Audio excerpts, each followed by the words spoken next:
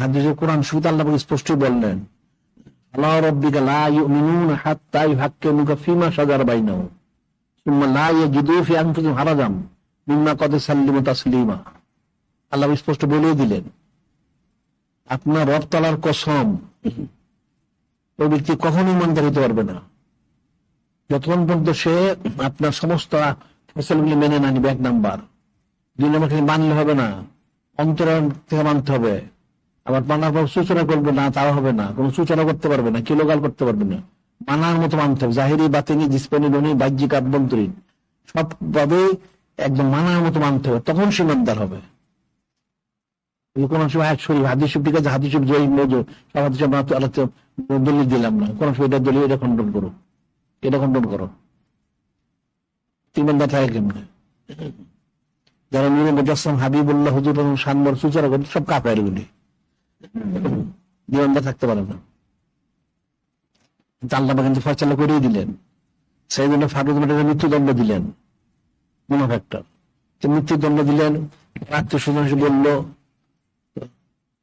ইয়া রাসূলুল্লাহ, হাবিব আল্লাহ সামনে আপনি ওনাকে দিচ্ছেন দায়িত্ব, উনি একটা মুসলমানকে কতল করছেন, নাউযুবিল্লাহ। কি করে সম্ভব? কোনই সম্ভব না। কান্নাও কান্না বাদি নাকান হচ্ছে তোমার খাত্তাব আলাইহিস সালাম, আমাকে কোনো বলতে উনি নবী হইতেন, কিন্তু করার কথা না। শয়তান ওনাকে দেখলে পালানো পথ পায় না, মুখ থুবড়ে পড়ে যায়। ঠিক আছে, ওনাকে সংবাদ দেওয়া হোক। সংবাদ দেওয়া হলো, কি ব্যাপার, আপনি মুসলমানকে কতল করছেন, হত্যা করছেন, নাউযুবিল্লাহ। উনি বলেন, ইয়া রাসূলুল্লাহ, হাবিব আল্লাহ, আমি কোন মুসলমানকে কতল করি নাই। আপনি আমাকে বিচারের দায়িত্ব দিচ্ছেন, আমি বিচার করছি, বিচারে তার মৃত্যুদণ্ড সেটা আমি দিচ্ছি। কি কারণ? কারণটা হলো কি আন্তর্জাতিক, হ্যাঁ, সে মুনাফিক, এই মুনাফিকের শাস্তি মৃত্যুদণ্ড দিচ্ছে। তখন তার আত্মীয়-স্বজন বললো যে মুনাফিকতার প্রমাণটা কি? সাক্ষী কোথায় আপনার? সাক্ষী তো নাই। সাক্ষী সে যে ইয়া রাসূলুল্লাহ, হাবিব আল্লাহ সাল্লাল্লাহু আলাইহি আপনি বিচার করছেন, সে বিচার মানে নাই, এই জন্য আমি তাকে মৃত্যুদণ্ড দিচ্ছি। কারণ সাক্ষী তুমি কেউ নাই, ইহুদি ছিল একলা, ইহুদি সাক্ষী তো গ্রহণযোগ্য না, তাহলে কি হবে?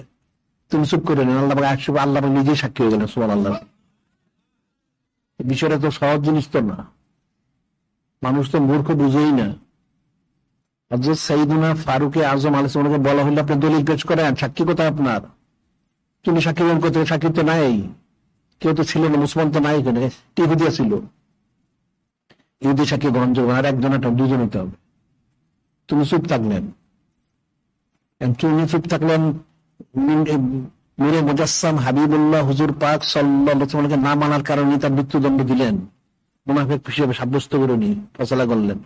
এখন এটা আল্লাহ পাক নিজে সাক্ষী হইলেন, হ্যাঁ ঠিকই আছে। তখন এটা শুনা দিলেন, ফালা রাব্বিকা লা ইউমিনুনা হাত্তা ইউহাক্কিমুকা ফীমা শাজারা বাইনাহুম সুম্মা লা ইয়াজিদু ফি আনফুসিহিম হারাজাম মিম্মা ক্বাদ সাল্লিমু তাসলিমা। আল্লাহ বলে দিলেন যে আপনার সামনে সে মেনেছিল ঠিক, কিন্তু সে আসলে বাড়িতে মানে নাই, অস্বীকার করছে, সূচনা কিলোগাল করছে। ঠিকই আছে, মৃত্যুদণ্ড দেওয়া হয়েছে। এখন এটার ফয়সালা কি? কেউ কি জবাব দিবে মানুষ? কিন্তু সূচনা করার তো কোনো সুযোগ নাই। কোন সময় আয়াত শরীফ, আয়াত শরীফ তো আরো আছে, এটা একদম প্রকাশ্য স্পষ্ট। তাইলে দেখা যাচ্ছে যে এখানে বিষয়টা অনেক কঠিন। মানুষ গণ্ড মূর্খ, কোন বুঝে না, হাদিস বুঝে না।